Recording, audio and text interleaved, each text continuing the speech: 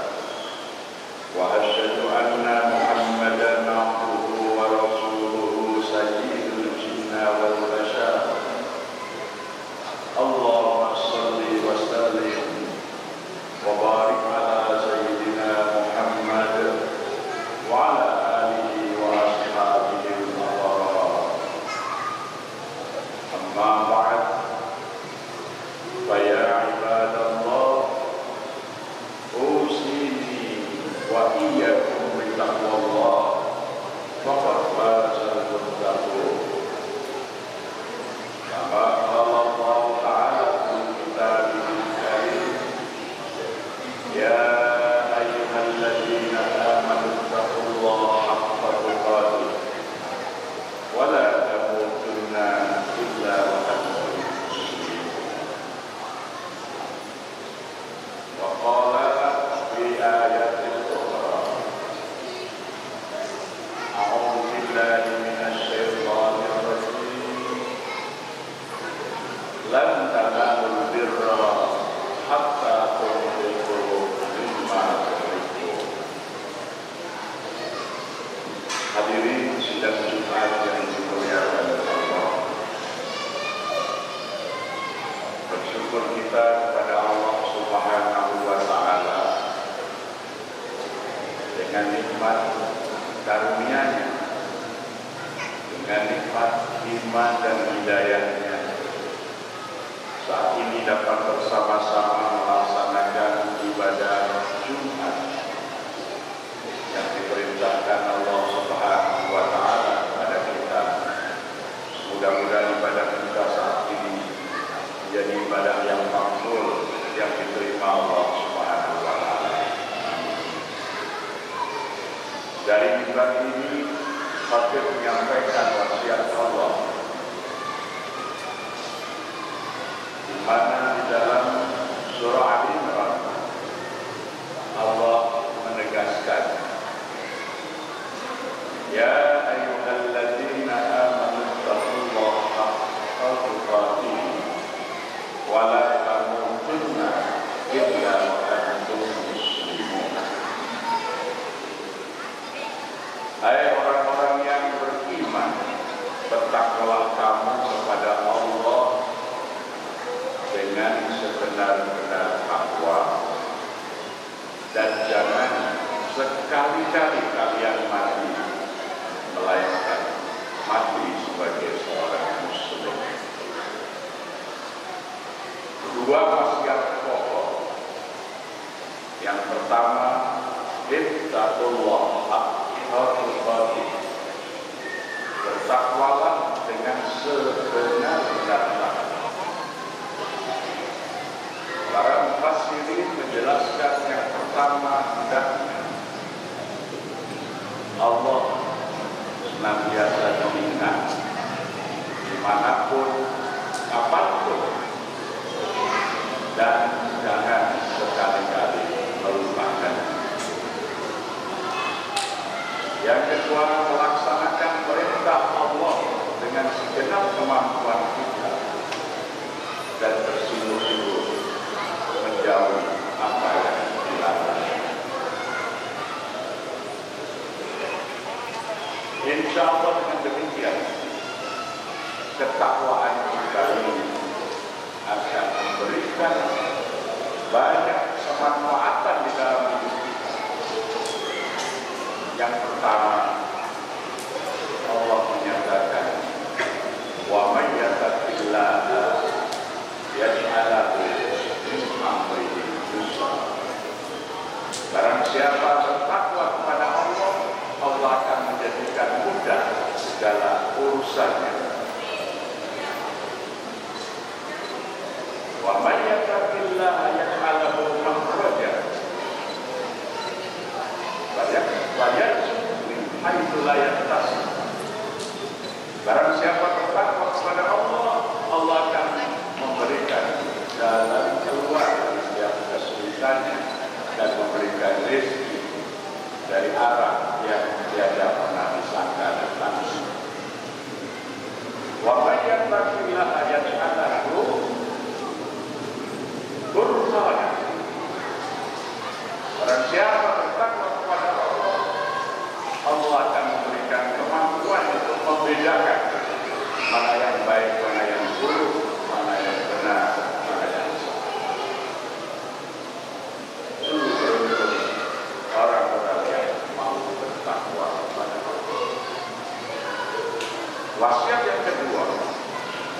wala tamutunna illa wa antum muslimun. Jangan sekali-kali kalian mati melainkan sebagai seorang muslim. Karena Allah telah menetapkan di dalam surah Al-Imran ayat 19, Inna dina indallahil Islam, bahwa sesungguhnya agama di sisi Allah adalah Islam.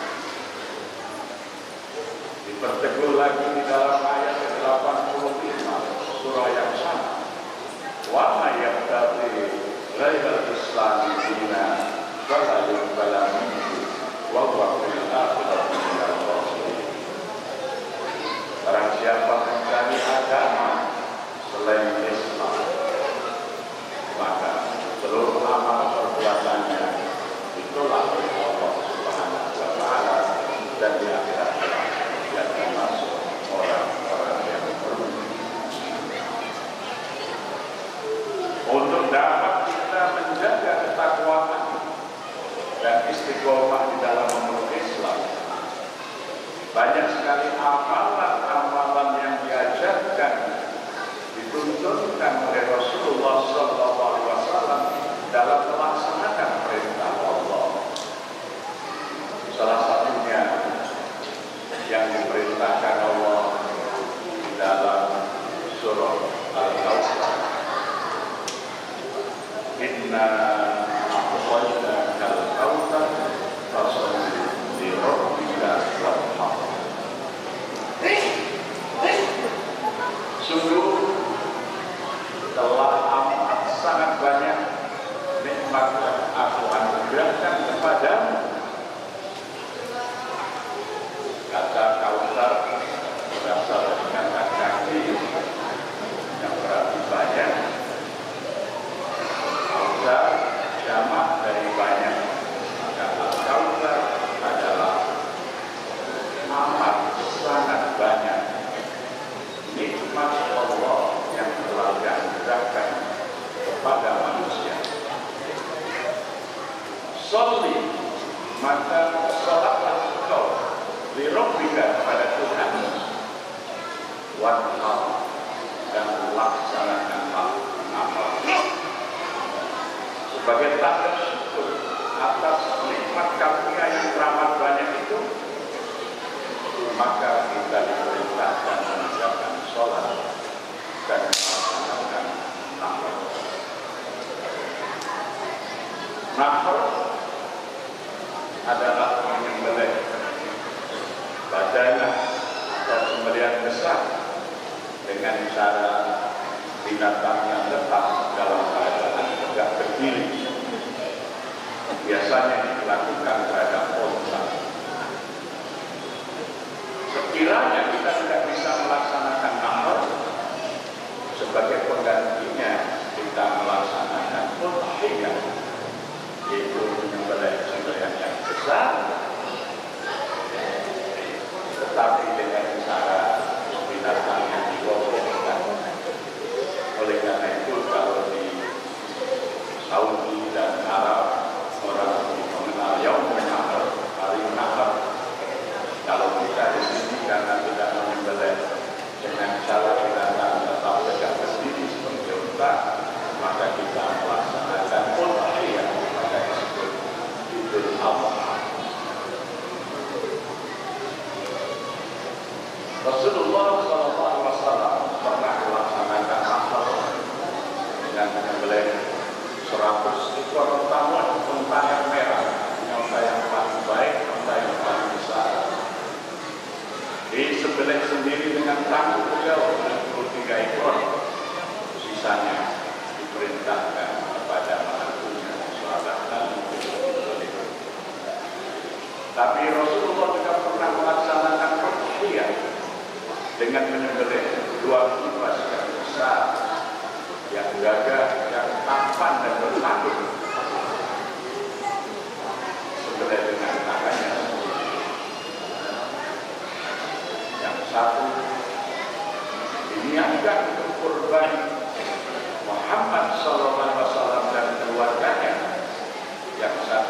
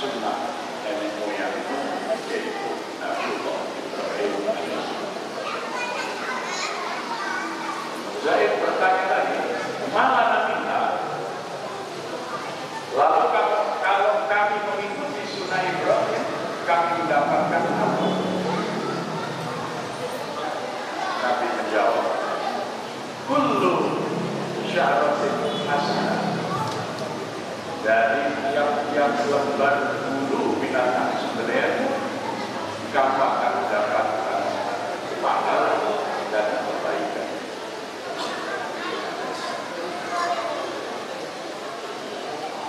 Bertanya lagi sahabat, saya punya bagaimana dengan su? Dengan bulu-bulu yang sangat lembut di antara bulu-bulu bayi yang kita sembelih. Kullu sa'ratin minas su hasanah. Dari tiap-tiap bulu, sekalipun itu bulu yang paling lembut dari binatang sembelihan, kamu akan mendapatkan pahala dan oleh karena itu, sahabat kami meneladani Rasulullah SAW melaksanakan ibadah kurban ini, dan Rasulullah menyatakan dengan sabda beliau, "Man wajada sa'atan falam yuqri wa la yaqbana musallana." Barang siapa yang mendapati dirinya mampu untuk berkorban tetapi tidak berkorban, jangan sekali-kali dia mendekati tempat sholat. Artinya ibadah kurban ini menjadi ibadah yang amat sangat dianjurkan dalam Islam. Mudah-mudahan bagi kita yang mampu dapat berkurban untuk mengikuti sunnah Rasulullah SAW dan sunnah Nabi Ibrahim AS, sehingga kita menjadi orang-orang yang mencintai Allah. Dengan kurban itu dibangkitkan satu kesadaran bahwa dapat mendekatkan diri kita kepada Allah, kita harus mampu menyisihkan sebagian dari harta yang kita miliki untuk mengabdi kepada Allah dan mewujudkan harta kita ini menjadi kemaslahatan umat manusia. Maka puncak daripada kebaikan itu dinyatakan oleh Allah dalam surah Al-Imran ayat ke-92. Dan akan berbeda hatta itu lima dan menyatakannya dapat mencapai puncak kebaktian, puncak kebaikan, puncak ketakwaan sebelum kalian dapat menginfakkan apa yang kalian inginkan. Ketika ayat ini dibacakan oleh Rasulullah SAW, jadi Abu Bakar langsung menyampaikan, "Ya Rasulullah,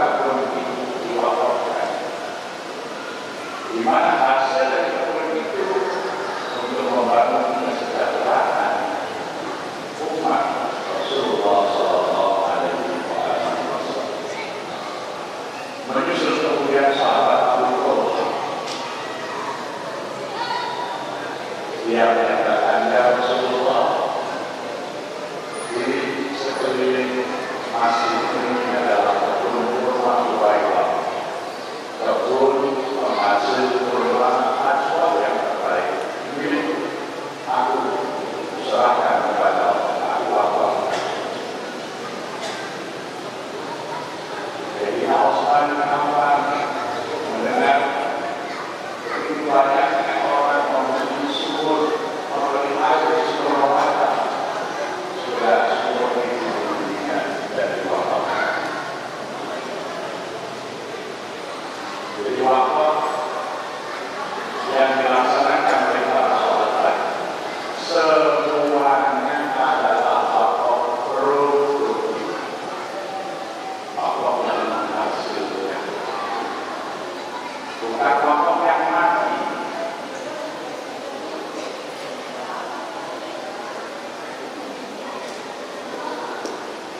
Maka kesejahteraan umat Islam segera dapat diwujudkan dengan gerakan wakaf yang bila berwakaf, seorang budak yang dimerdekakan kemudian bekerja sebagai kuli angkut di pasar-pasar, disuruh beli, dia disuruh jadi adil dan semuanya dihidupi dengan apa-apa. Para sahabat yang masih muda dan datang dari berbagai wilayah seperti Salman Al-Farisi dan Andrea Garcia, seperti Abdullah Al-Ghifari yang datang dari Rifat, dan sahabat-sahabat yang lain lebih dari 70 orang disuruh tinggal di masjid. Mereka minta untuk mencatat setiap perbuatan sabda dan takwil apa tadi, dan seluruh keluar hidupnya diisi di dalam Allah. Inilah para sahabat Al-Sunnah yang kemudian para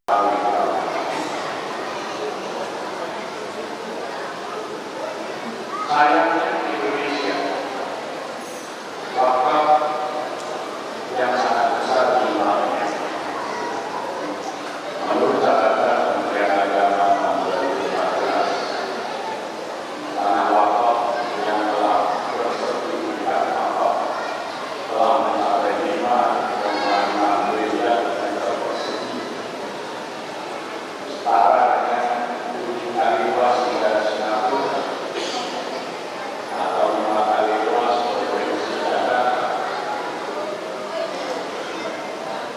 Rakyat masih miskin. Karena wakaf ini wakaf yang mati, wakaf yang konsumtif, hanya berwujud 3M saja: masjid, madrasah, dan mana. Justru masjid di situ menyerap dana masyarakat untuk merawat dan memberikan.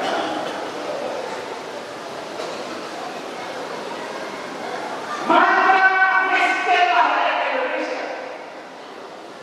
Kecuali wakaf ini dirubah mengikuti sunnah Rasul menjadi wakaf yang produktif, yang menghasilkan bagi kesejahteraan. 5,6 miliar meter persegi tanahnya amat sangat luas. Yang Tuhan diberikan Tuhan untuk merawat bangunannya. Kadang-kadang bangunannya baru menjulang, sementara banyak pengangguran seperti ini. Karena umat itu mati, tidak tumbuh, tidak menghidupkan. Karena sunnah wakaf ini dipahami tidak secara terus mengikuti sunnah Rasulullah SAW. Zaman Nabi sampai hari ini, masjid-masjid yang beliau bangun tidak ada yang diberi ada dari imam. Tidak ada, tapi diberi ada dari wakaf. Maka kita bisa melihat Masjidil Haram, Masjid Nabawi, Masjid Kuba, Masjid Iqlatin, Masjid Kamil, Masjid Irona, yang semuanya masjidnya bagus, tidak ada luka hitam. Kita ini kadang-kadang masjidnya jelek, tapi kota hitamnya banyak. Kenapa? Karena masjid itu dirawat dan karena wakaf yang produktif. Misalnya pada wakaf Masjidil Haram, kalau banyak sekali hotel di atas tanah wakaf, dan harta wakaf yang dihimpun di belakang hotel. Misalnya kalau di sekitar Masjid Al-Haram, mulai dari hotel dari Tauhid, Hilton, dulu ada Al-Firdaus, As-Sohar, sekarang telah dibongkar menjadi hotel besar namanya Zamzam Tower.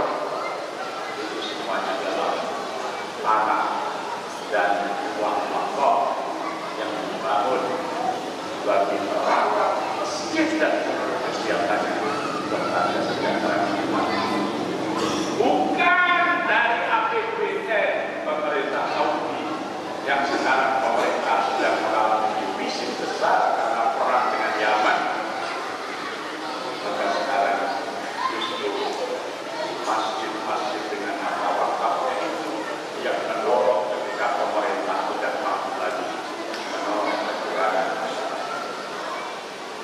Berbeda dengan kita di sini, masjid menjadi beban rakyat karena mau renovasi, mau membangun bina keluarga, karena wakafnya tidak mengikuti Rasul diproduktifkan. Aku dikali ada wanita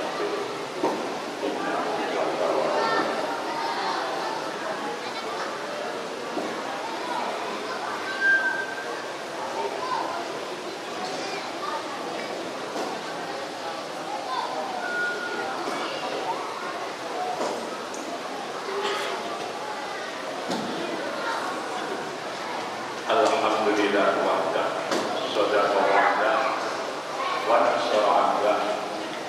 Asyhadu an la ilaha illallah wahdahu la syarika lah, wa asyhadu anna Muhammadan abduhu wa rasuluhu la rasula wa nabiyya ba'dah.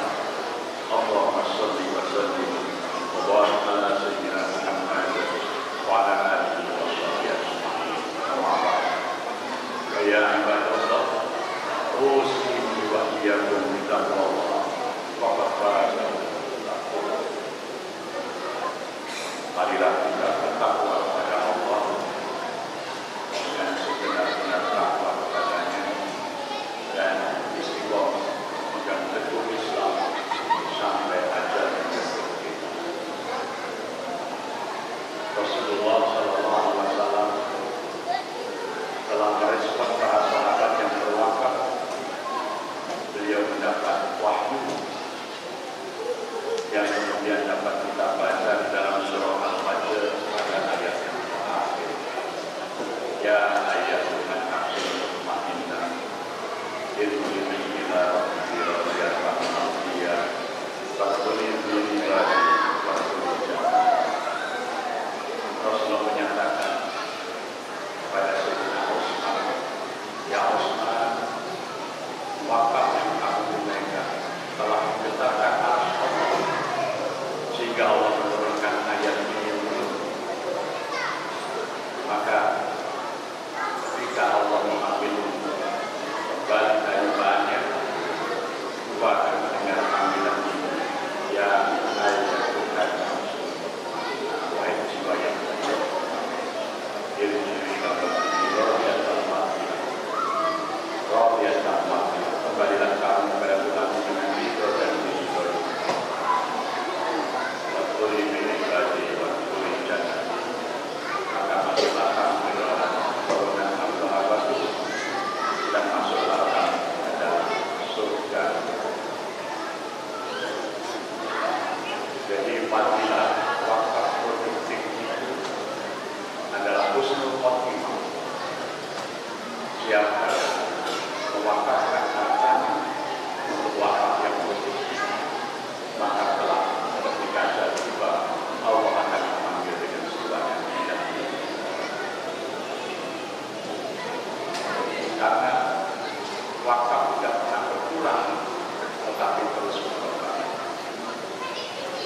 sebagaimana Dr. Norman Sayyidina Umar PLI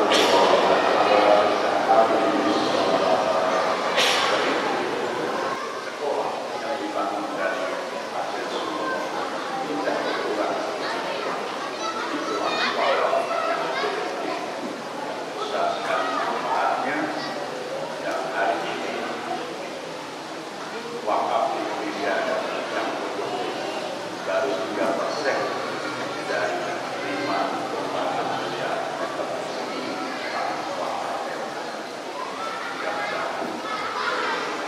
di dalam rangka istighfar kepada Nabi. Marilah kita hidup sunnah selama